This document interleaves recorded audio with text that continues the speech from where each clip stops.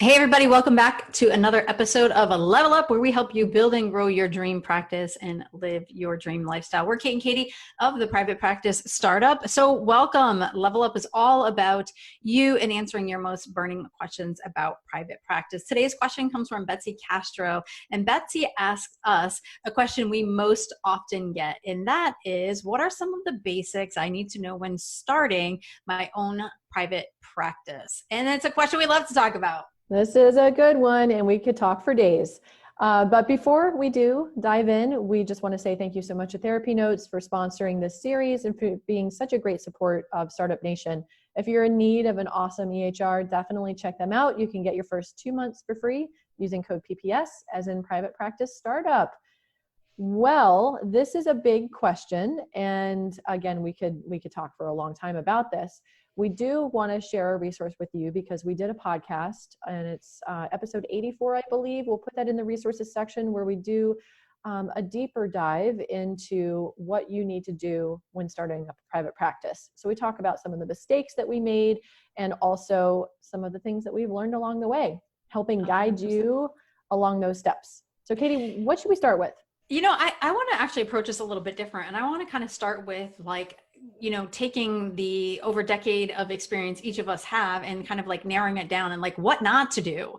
One, do not listen to everyone's well-intended business advice. Really listen to a coach or a mentor who's an expert in the private practice arena. So we're glad that you're answering this question because we did all the things wrong. All the things, when I'm saying all the things, you will exhaust yourself. And so I'm glad that you're asking this question because it says to us like, hey, I really want to get started the right way. One of the things that I've found out is that business often feels pretty counterintuitive.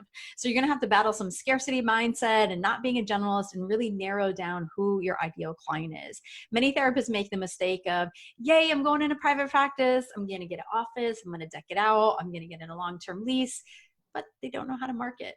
So this is where Kate and I really are passionate about helping therapists really get off on the right foot. And therapists that we've helped through our marketing e-course and coaching programs have actually had full thriving practices in as little as less than 6 months, which is amazing. So here are some of the things that we've learned along the way to really fast track your private practice success. Kate? Yeah, you want to tackle a lot of the mindset work because I know Katie talks about this often with business being a mirror, and any insecurities you have or difficulties that you have internally, it's going to manifest in your business. So being able to have the support as you go through this process with people who are experts in the private practice arena is so, so helpful. Also, establishing your brand. Your brand is going to be a living, breathing organism. It's going to be the experience that people have when they come in contact with you and your business. It's something that is going to evolve over time, so it doesn't need to be all figured out before you launch your business. So don't get stuck in the perfectionist mindset trap because it will continue to grow and evolve. But you want to think about the kind of experience that you want people to have when they come in contact with your business, when they visit your website, when they call you for services, when they actually show up at your office, or if you have a telehealth, what is your telehealth experience on that platform? So thinking about that, thinking about your follow-up strategy, thinking about how you're going to interact with other professionals in the community when developing referral relationships and that sort of a thing. So thinking about your brand and starting to develop your brand is a process. And it's important to get clear on your vision, your mission, your culture, and your brand values, because that's really going to be the foundation for your business, and it's going to guide all future business decisions moving forward. And that foundation is really, really helpful to have solidified before you even start the marketing process.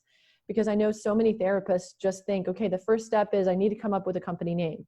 Well, if you haven't done the foundational work, you're probably going to want to end up changing your name. And we see a lot of people that do because they pick something that's completely unrelated or not clear, or it doesn't have anything to do with their ideal clients and the population that they serve once they actually work to get clear on that. So there's there's so many directions we can go in. Katie, what do you want to add? Yeah. And so I know we're really talking about the marketing aspect because that is where therapists struggle the most. We believe it's easier to find an accountant or utilize an accounting software, legally register your name.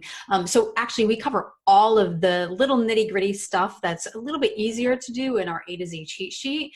The essentials for building and growing a dream practice. We'll put that in there as well. But I mean, there are other things like paperwork, or are you going to utilize an EHR, registering your company name with your state, knowing what type of company you need to have, having a good accountant. So those are all critical things. And just kind of going back to really laying the foundation of your business, Kate was talking about the values. You also need to know who your ideal client is, how to speak to them. And one of the most important things, and a place definitely not to skimp, is really having a magnetically attracting website that attracts your ideal clients. This most often is going to be the very first place that clients come in contact with you. Even if you're a word of mouth referral, think about yourself as a consumer.